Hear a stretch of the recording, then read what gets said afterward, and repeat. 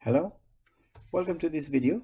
In this short video, we are going to solve examples on the graphs and charts based on the representation of data. First example, use the following frequency distribution to answer the question that follow. So here the frequency distribution is given. For the class 50 to 55, frequency is 5, 56 to 61, frequency is 8, 62 to 67, frequency is 12, 68 through 73, frequency is 13, 74 through 79, frequency is 11. Now we need to answer these questions. And all these questions are based on the third class. This is our third class, 62 through 67, frequency 12. First, we have to write the class boundary. You can see that the classes here are 50 through 55, then we jump and start from 56 up to 61, then we jump and start from 62. You can see that this is not continuous. So when you talk about class boundary, what we do is from the lower value in the class, we subtract 0.5, and from the upper value in the class, we add 0.5. So this one, the lower boundary will be 61.5. So the class boundary is 61.5, okay? And the upper boundary is, for the upper boundary, we add 0.5, so it will be 67.5.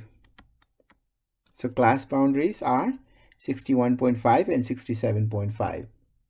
Next, we are asked to find the midpoint of the class for the third class. So once we have the class boundary adjusted, the midpoint will be the sum of these two values divided by 2. So it will be 61.5 plus 67.5 divided by 2. If we add those two numbers, it will be 129, and you divide it by 2, so that the midpoint of the class will be 64.5. Okay, then in third part, we are asked to find the width of the class. So what is the width of this class? The width will be 67.5 minus 61.5.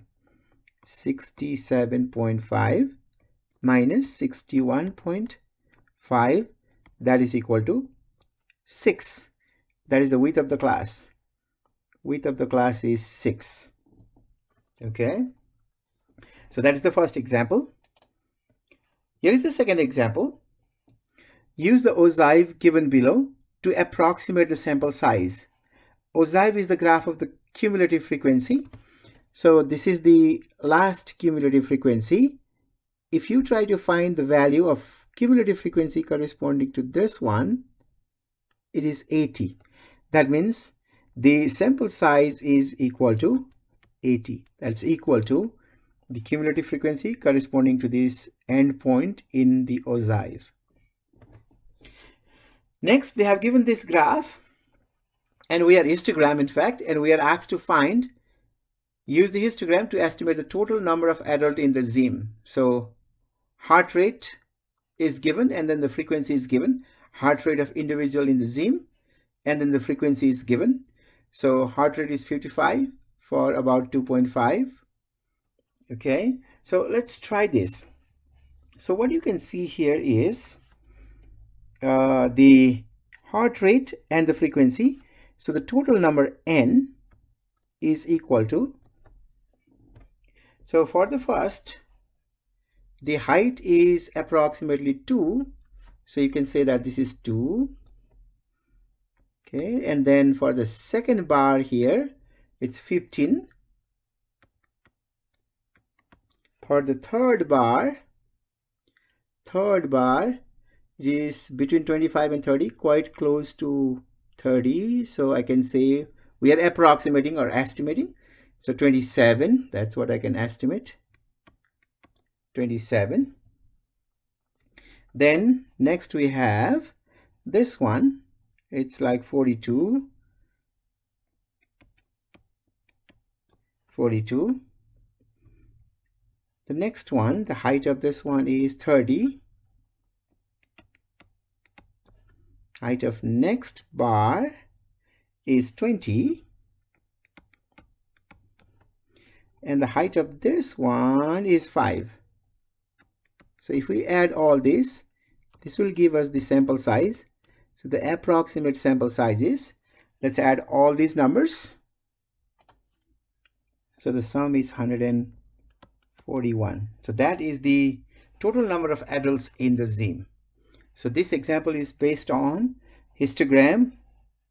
Here, this is histogram, and this one, ogive. So we are able to read the histogram and ogive to solve the problem. Okay, in this example, we have two histogram, and by looking at the histogram, we have to state the shape of distribution. So if you look at the first one, you can see here, this is the maximum height. If I draw the curve along the top of the histogram, okay, on the bar of those histogram, that is the shape. So this shape is, you can say this is bell shape, we call bell shaped, or we say normal distribution, meaning there is no skewness, okay, or we say that this is symmetrical. You can write any. There are different names: bell shaped, normal distribution, or symmetrical distribution. Now in this one, in the second one, here is the tall bar. If I draw the curve, that's how it will be. It will be longer on this side. You can see that the tail of the distribution is long on the left. So meaning of that is this is left skewed.